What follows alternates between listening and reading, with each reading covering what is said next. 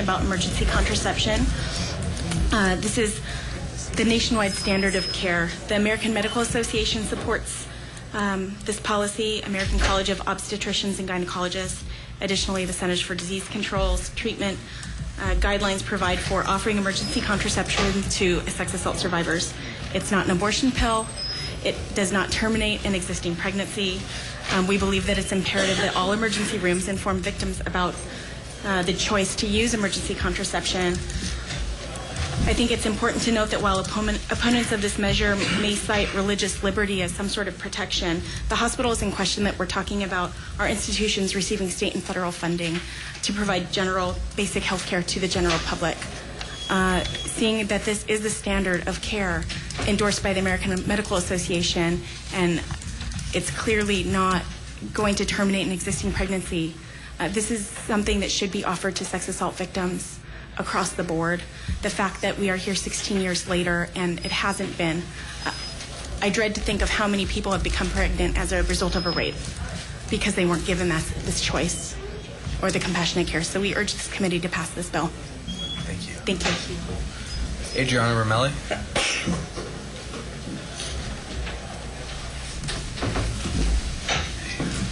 Good afternoon, Adriana Romelli, Executive Director of the Sex Abuse Treatment Center with Copperline Medical Center for Women and Children. I've been, I think, before you on this issue. I think you know where the center stands. This issue and bill needs to pass. We've been working at it for 17 years. It's time that it passes. And it's a reminder that sex assault can happen to anyone. And when it does, it's a horrific act, and it has very serious and profound emotional and physical consequences. Those physical consequences include the risk of HIV, include the risk of STDs and pregnancy. And I want you to know the number one concern for many sex assault victims, those young women, those adolescent girls, is the risk of pregnancy. We see it all the time at SITC. When they come to us, we provide them with the care that they need. It's a comprehensive medical exam, which includes forensic evidence collection. And the key is when they come to us and when they make that choice to come to us, because it is a choice. If they opt not to come to SITC for that comprehensive care, they should be able to walk into any medical hospital across the state of Hawaii and receive the standard of care. And that standard of care is to understand what emotional trauma is, what physical trauma is as relates to sex assault, and to certainly be treated for the risk of pregnancy. I urge you to pass this bill because we need the support. The young women in the state need this support. The adolescent girls need this support. And we owe it to them because it's just good medical care. Thank you. Thank you. Catholic Charities? No? Okay. Ann Freed? Since we aren't hearing any disinformation at the moment, I'll stand on my testimony. Cool. Jean Oda? In support. Joe Ayers? In support. Mary Smart? In support. Nicholas Shugon? In support. Pam Lichty? In support. Planned Parenthood? Valerie? Hi. Good afternoon, Chair Green, Vice Chair Shimabukuro, Chair He, and Vice Chair Oakland. Thank you so much for hearing this bill. I know each one of you has been really supportive of this bill in the past, and we can't thank you enough for your thoughts and dedication to making sure that sexual assault victims get good care in Hawaii. You've heard, it is the standard of care across the country. 16 states have passed similar laws. The most military commands consider EC to be the standard of care at military hospitals for sexual assault cases. What I wanted to highlight for you today is the difficulties that victims face when they don't get access to EC, because we've heard hospitals saying that they would like an exemption or they want to be accepted from this rule. And I want to really think about what the consequences are when we grant those sort of exemptions. The consequences are that women get turned away for care. After the kind of trauma of a sexual assault, it's the likelihood that a victim will actually follow up on a referral rather than get care at the first place she chooses lessens. Victims who experience negative treatment after the first time that they disclose, studies have shown have greater likelihood of increased emotional trauma and PTSD. They're also much less likely to tell anyone else about what happened to them, including other medical providers, family members, law enforcement. While EC is available over the counter in most pharmacies, many women in Hawaii don't live in a place where they have access to a 24-hour, 7-day-a-week pharmacy, especially on our neighbor islands, which means that some women, depending on when they end up in an emergency room, could have to wait up to 48 hours to get the medication, and that might mean that it's not effective and it doesn't help prevent pregnancy at that point. More importantly, I think one of the most shocking things that I've read this year, and I've read a lot about sexual assault, to be honest. It was my former career. I used to represent survivors of sexual assault, so I'm not usually surprised or kind of thrown off my chair. But the CDC came out this year and told us that 42% of all survivors of completed rape experienced that before the age of 18. That's almost half of survivors are under the age of 18, and that's really scary. Like I told the House Health Committee this morning, those are young girls. They are not thinking about, they may not even be thinking about having sex. They certainly didn't choose to have it when they were raped. They're not thinking about raising families. They're not thinking about family planning or birth control. A pregnancy as a result of rape at that time in your life is just overwhelmingly traumatic, I think, for most of us to think about. By the same token, in all states, including in Hawaii, a person under the age of 17 requires a prescription from a physician to obtain EC. We do have a program through the Department of Health where some pharmacies who contract with licensed physicians and are trained and can go through a question and answer period with a young victim can give EC over the counter. But not all pharmacies participate in that program with DOH, and we're seeing fewer and fewer do. We have entire islands where there isn't a single pharmacy that participates. So thinking about those young victims and realizing that when they get turned away, they really don't have anywhere else to go to get it. This is not a question of religious freedom or conscience. This is a question of treating people well and recognizing that we're talking about a portion of our population that has gone through something unimaginable. Think about your loved ones, the women in your life who unfortunately are at risk for sexual assault just because they're women, and think about the kind of care that you want them to give. Do you want them to have their care become secondary to an entire organization's religious beliefs, or do you want them to be well cared for? Thank you so much. Please pass this bill. Thank you. Who else do I have that would like to testify today? This measure. Okay, we're just going to take one or two more. Phyllis?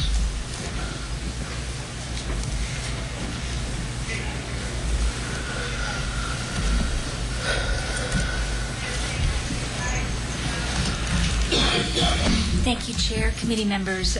We did submit testimony. The reason I come forward is Kaiser supports this bill. We'd like to suggest an amendment on page 4, line 6. The language currently says that it'll ensure that each person at the hospital who may provide emergency medical care shall be trained to provide a sexual assault survivor with medically and factually accurate and unbiased written and oral information.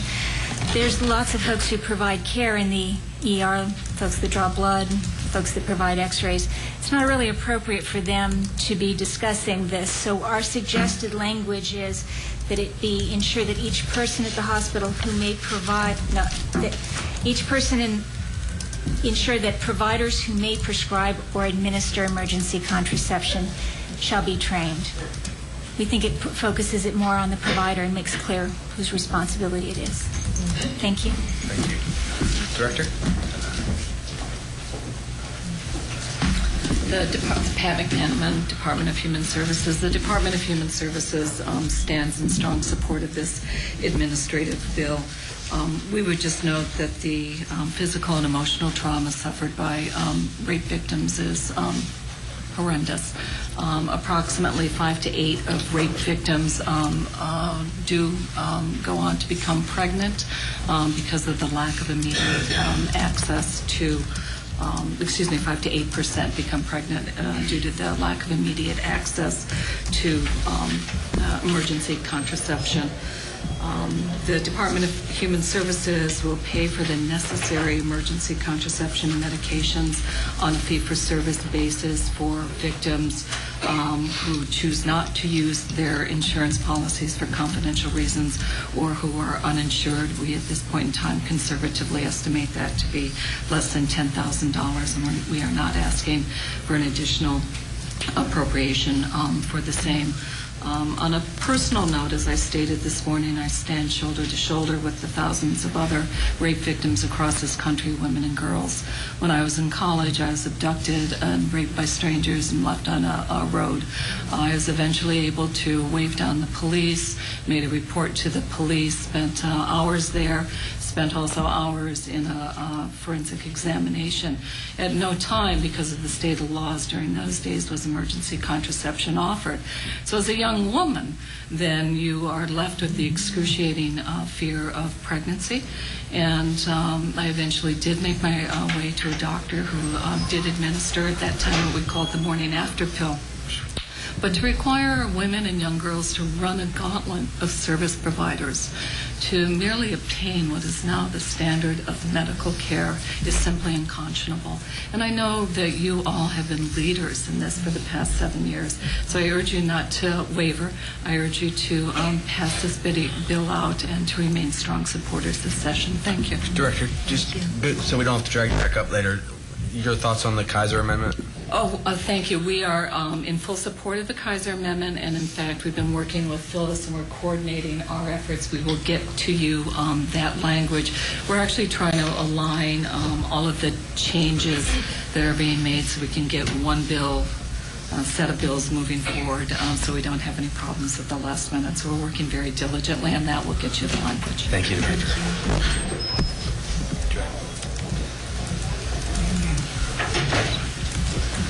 My name is Joanne Adams. I'm speaking as an individual and as the legislative liaison for the GLBT caucus of the Democratic Party. One of the things that we want to make clear as individual and as a caucus is that this is about choice. This is about access to information and access to what nationally is a standard level of care. You are here to make public policy decisions, not to formulate religious doctrine, and to I believe that one of the strengths of our nation is that we treat most religious and religious doctrines as a personal and private matter.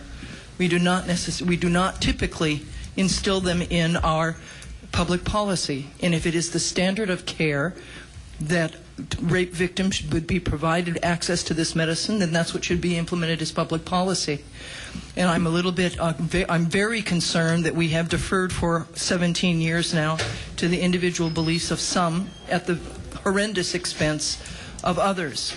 The group that I represent has also been the victim by often these same people about whether or not we can choose our lifestyles and how we should be treated accordingly. It's appropriate, since it's the medical standard, for it to be implemented as the medical standard. As I said this morning, I have a personally held religious belief not to eat meat. But that doesn't mean if I went to McDonald's that I should be able to say I won't serve you a hamburger. These people have options and choices of what to do with their careers, and they can make those options and choices accordingly. If it's the standard level of care, it should be administered. We should not make a woman who's been traumatized to have to go from hospital to hospital or do a Google search to try and figure out where she can get thorough medical care. She should know wherever she goes for an emergency, she'll be thoroughly informed of all the options available to her. Thank you very much for your time. Thank you, Joy.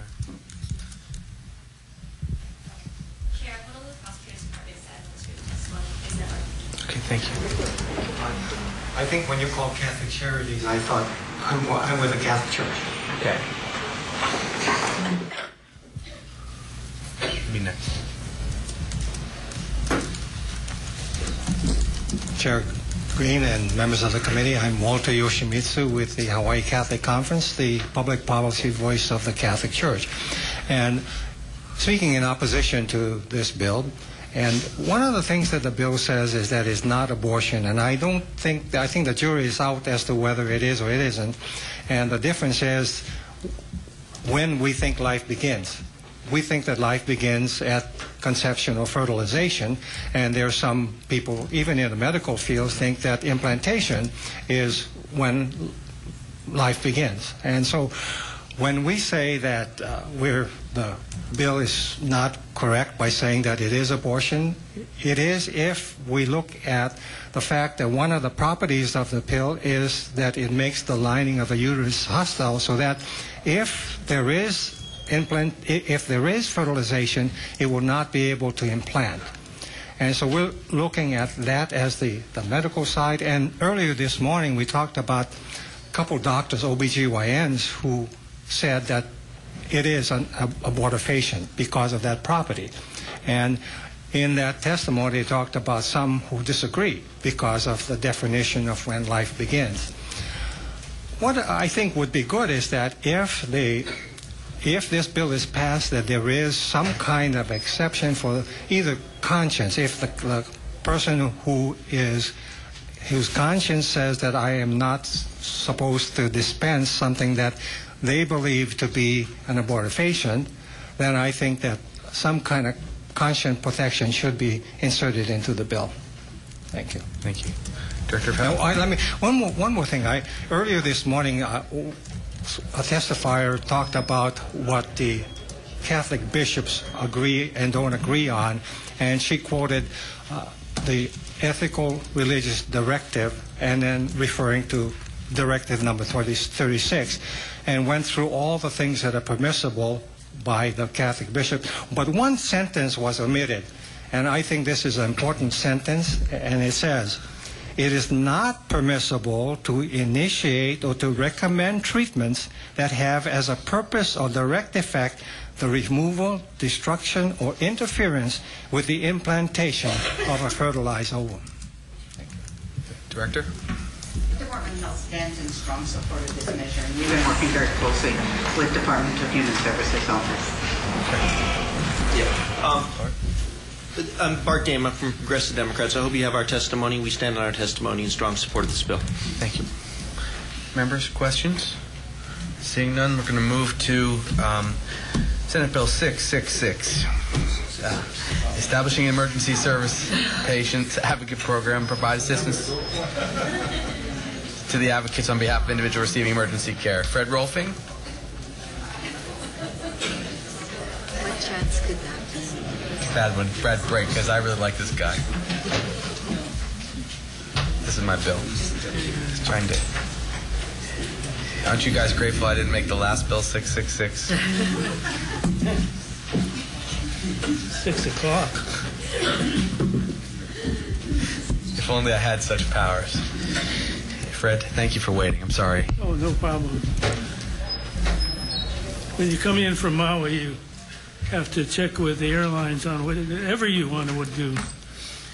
Mr. Chairman, members of the committees, my name is Fred Rolfing.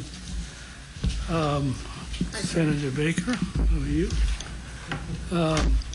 I'm here on behalf of a bill that I worked with the Senator Chair and his staff with over the last months, for which I'm very grateful.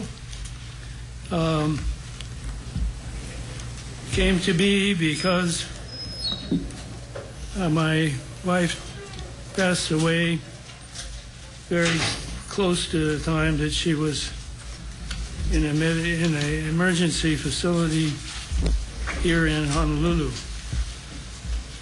I'm going to cut short my testimony because it's late.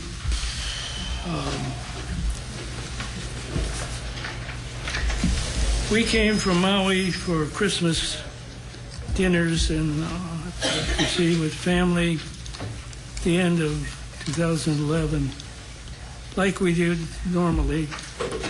My wife had a pain in her gut, and it kind of came and went. It mostly came because after several dinners, we were going to my brother-in-law and sister-in-law's place in Makiki, and her pain was greater. So we took her to Kapiolani emergency about 7 o'clock. And she was treated there. They took her in.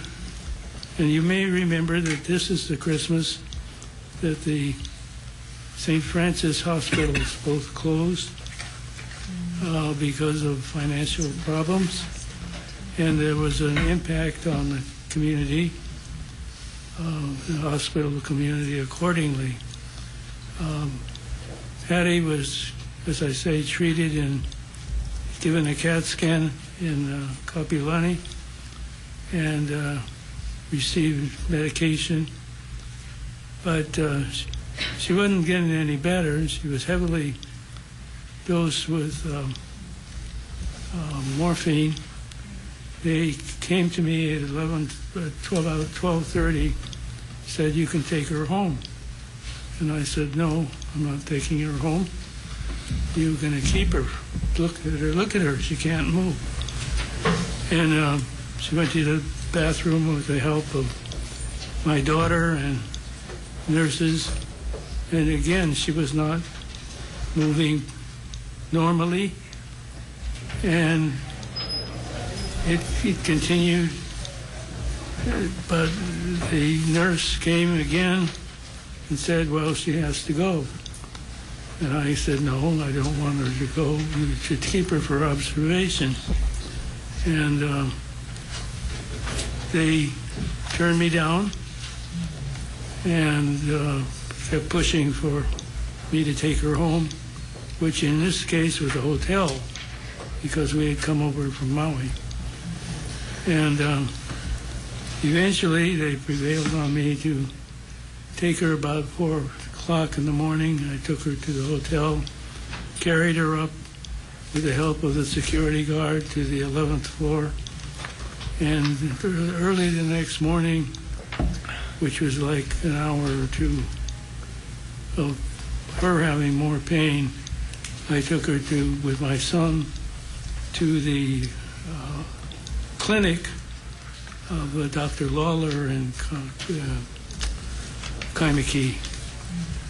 And she took her under consideration, did some tests, they sent her off by emergency.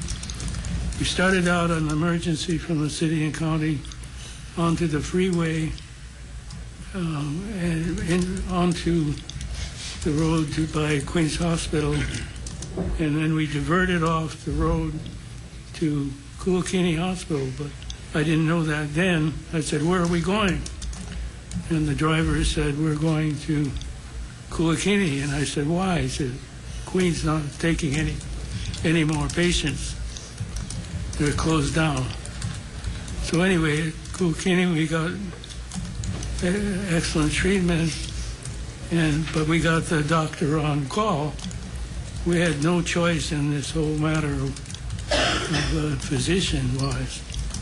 And anyway, in 2 days she was dead from sepsis infection, from sepsis shock.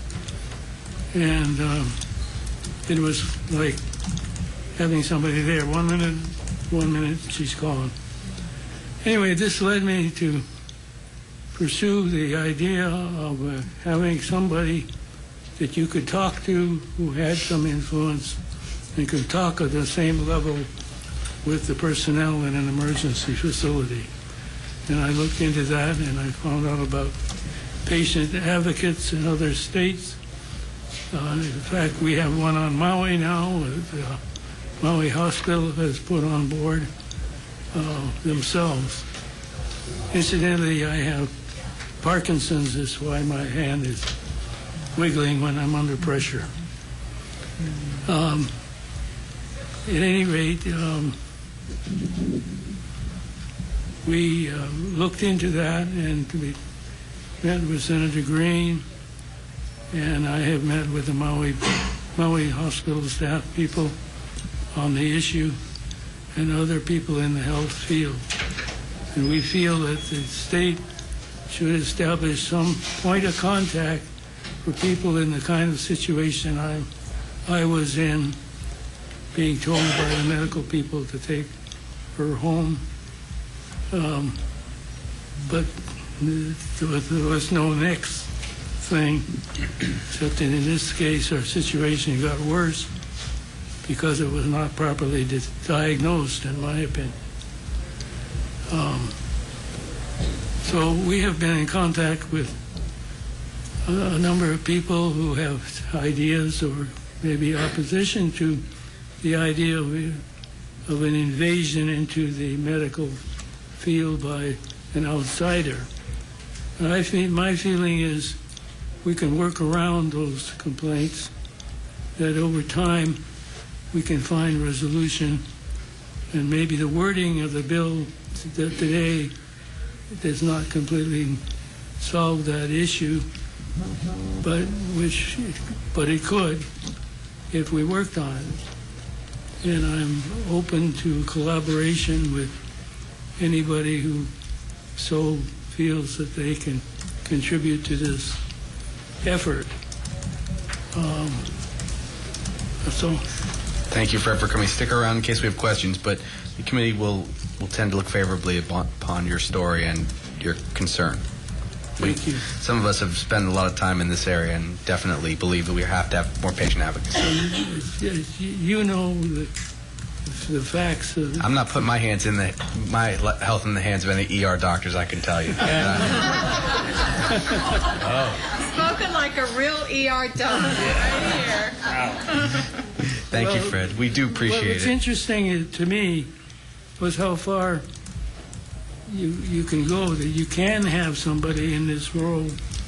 And the Maui people are talking about how great it's been to have a patient advocate on station. Yeah. So, and you also have my sincere apology. Just because you were a Republican here in the legislature, it's not why I numbered your bill 666. That was a pure coincidence. Well, where did Sam go? Sam is he's right here, Senator. He's right down there. There he is. I would have tried to number some of his bills 666. 000. Yeah. We're working on turning him. Thank you, Fred. Rebecca Gardner was in support as well. Anyone else wishing to testify on this bill that's going to pass? I submitted testimony in opposition. Could I come in and talk to you about that? Yes.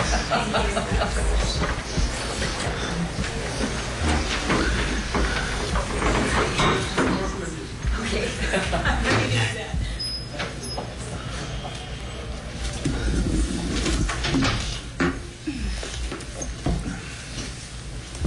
So, I feel a little silly since you've decided you're going to pass it, but I would like to go over a few of our concerns. Sure. That maybe we can address in later drafts if that would work better. Our concern is that this is unneeded and may actually impede care.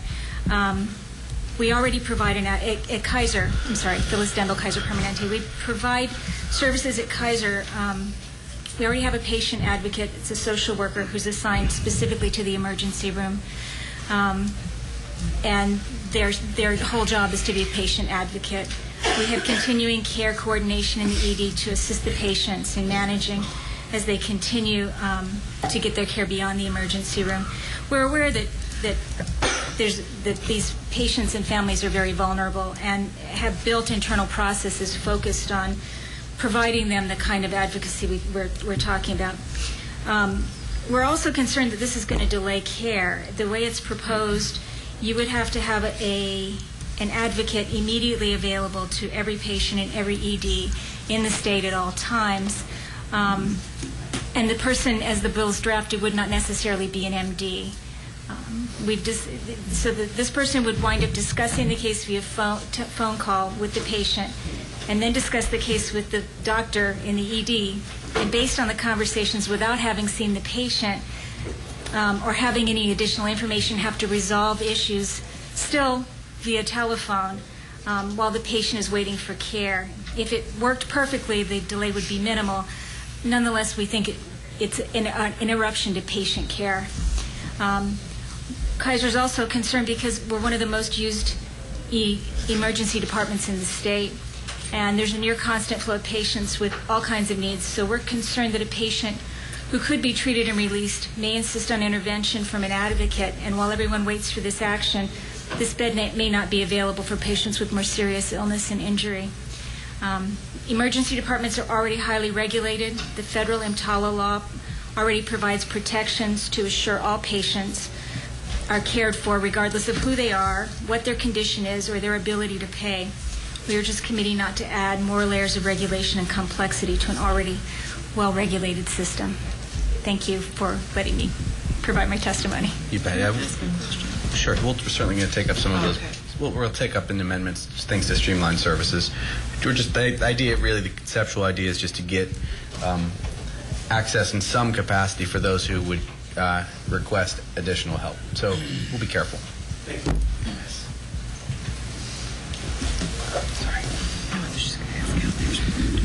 Mr. Chair, Senators, my name is Wei-Sun Wong. I've been a tort attorney for about 35 years. I've represented both doctors and also patients. And everybody asks me, is Fred Rolfing really your brother-in-law? And he is. Fred spends usually Christmas Eve with our family, Christmas Day, for dinner. And as he explained, his wife came by. What she died of, we believe, was a stroke in her artery that goes to your colon.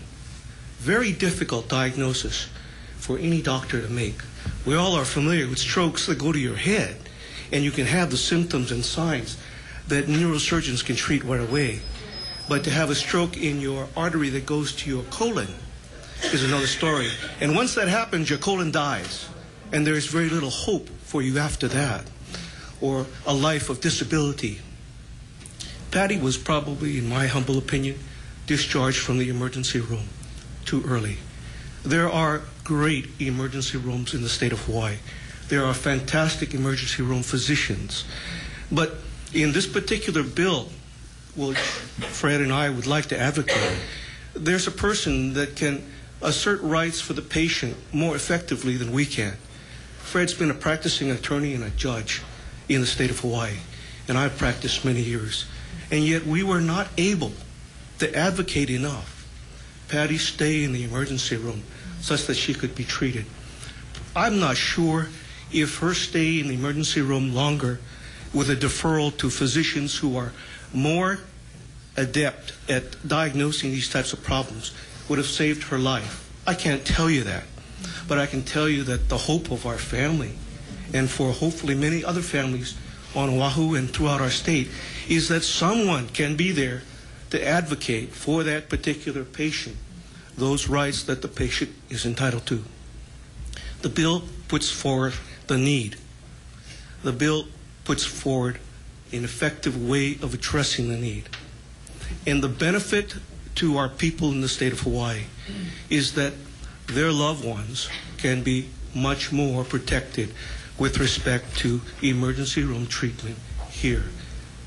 And I appreciate what our friend from Kaiser said. I just wish that that was the standard throughout all of our emergency rooms in the state of Hawaii. Kaiser's patient advocate is a good recognition of the need for the same in our emergency rooms in the state of Hawaii. And I would like to follow Kaiser's lead by letting this particular legislature, asking this particular legislature to pass this type of legislation for all of our people. Thank you. Thank you, Mr. Anyone else wishing to testify? Just one more. Good afternoon, Chair Green and members of the committee. David Sakamoto, Deputy Director of Health, testifying for Loretta Fuddy, who's the Director. And the Department of Health definitely appreciates the intent of this. As physicians, we've seen this. And we do want some kind of mechanism also, so that there's something in our system that could be triggered, that some additional steps might occur that would prevent something like this. What they are not that clear right now. This is not that easy of an issue. But we're willing to work with Mr. Rolfing and others to see if we can come up with something. Dr. Rosen, who is an emergency room physician, who's the head of our emergency medical system branch, will be working also on this. I've worked in hospitals my whole career, or most of my career. So there is a lot of regulation. There is a lot on the books. Whether it could be brought to bear at the time when it needs to be, that's a big part of it. Different hospitals work differently. They have different relationships with their emergency departments. And emergency departments are complicated because most of them are a group that have an exclusive contract to work in that hospital's emergency room. So how do you do peer review, effective peer review, when they're all part of the same group? And say it's one of the senior physicians that's being reviewed. How does that work? So we need to look at some of those issues as part of the bigger picture. But nevertheless, we're willing to go for it. Okay. It's going to take some time. We're not going to do this in like a week and a half. This needs some real thought, and we're going to have to sit down with a bunch of people. So it will take a little longer, but we will work with you. Okay. Thank you. And what I was thinking, Dave, as you were speaking, was that if we restrict the bill even just to the first 2 pages, which would provide legislation to have the department do what you say, which is to work and create the program, but not be quite so prescriptive in the exact rules that they have to put into place, then we know it's going to happen. So we intend to pass a draft of this bill, so we have a little time to think about it and talk it through, and then if you can help us, if we can come to an agreement, that would be terrific about, a modest scope just to get commitment from DOH. I know we have your word. Okay, thank you. All right, members, why don't, what we'll do is we're going to take a brief recess. We have some decision making to do on 2 other bills, and then we'll come back to this agenda in a moment. Okay, and I do believe we do have quorum. We just have 2, here, we'll take a brief recess.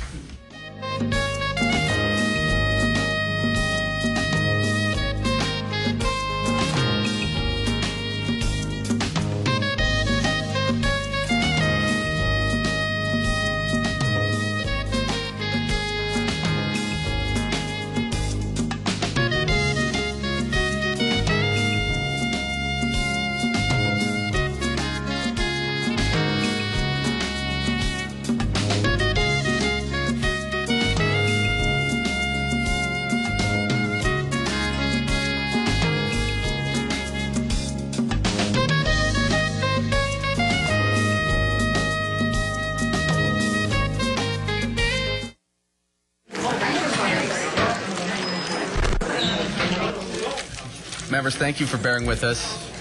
Senate Bill, thank you. Government in action. Senate Bill 137. This was a measure which we scheduled. This is relating to health. We are proposing to do decision making on this matter, putting in language into a short form bill. This appropriates an unspecified amount to the Department of Health to create a one full-time position in the department to facilitate home care providers. Licensing, yes. And the idea is to make a recommendation to pass this and then recommit it for referral. Members, any questions about that? Then we'll see what the referral pattern is and see if we can... okay, which bill number is it? This is Senate Bill 137. We'll get you a copy, Sam, once the full materials are there, I promise. Okay, so members, any questions? The recommendation of the chair is to pass Senate Bill 137 with amendments and to ask that it be recommitted to the Committee on Health for further action. Any discussion? Chair Green? Aye. Vice Chair votes aye. Senator Chen Oakland? Aye. Senator Nishihara is excused. Senator Slum? Aye. Measures adopted. Thank you, members. Senate Bill 138, very similar situation. The recommendation is to have decision making on this measure. This would put language into a short form bill relating to health, authorizing the issuance of general obligation bonds and appropriating funds for the planning, design, and construction of a new healthcare facility for native health programs in North Hawaii. And again, this is a fairly large appropriation request. We wanted it to be fully vetted and discussed. So obviously, we didn't want to just propose it just at the wham level. We wanted to see if people wanted to discuss it further. So we put this into a bill, and we'll see if we have any adequate time to do a hearing. Members, any questions? Okay. Recommendation is to pass Senate Bill 130 with amendments and request recommittal. 138. I'm sorry, 138. Chair Green? Aye. Vice Chair votes aye. Senator Chen Oakland? Aye. Senator Swan? Aye. Measures adopted. Okay, members. If we may now resume our hearing, our 115. Rather large hearings remaining, but we'll be able to free the Judiciary Committee. Members, at this time, we don't have full quorum for both committees. We did take up some very important but controversial measures. Senate Bill 1805 relating to the sugar-sweetened beverage fee. 875 was a workers' compensation measure to discuss the IME process. The following measure was 876. Was a bill that would propose to reconcile some of the payment plans for medications during workman's comp cases. Senate Bill 1109 relating to sexual assault victims. And then finally, as you know, Senate Bill relating to health for an advocacy program. Members, what I'd like to recommend is we come back for decision making on all of these measures on Monday the 11th at 2 p.m. I'd like to see actually a little bit more discussion between the committee members. Some of these have very large scope.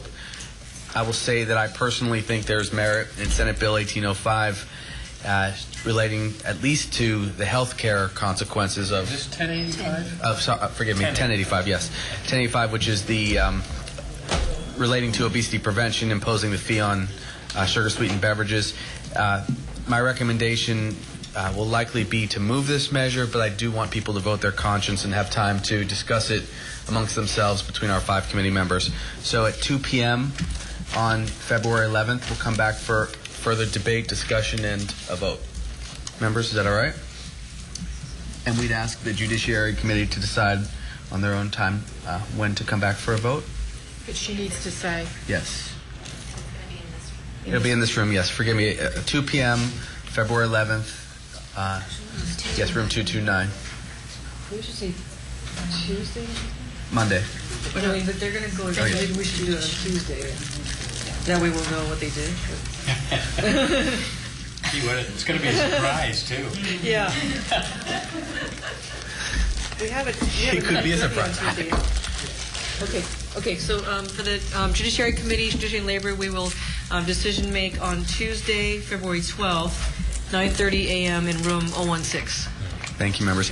This recommendations will be the same for each of these measures to come back for decision making when we have full quorum and we are able to discuss further with the chairs. February 11th for the Health Committee, all at 2 p.m. in room 229. Okay. Okay. Members, any other questions? Okay. Thank you very much for your patience, and we're going to move to our next agenda in about 5 minutes.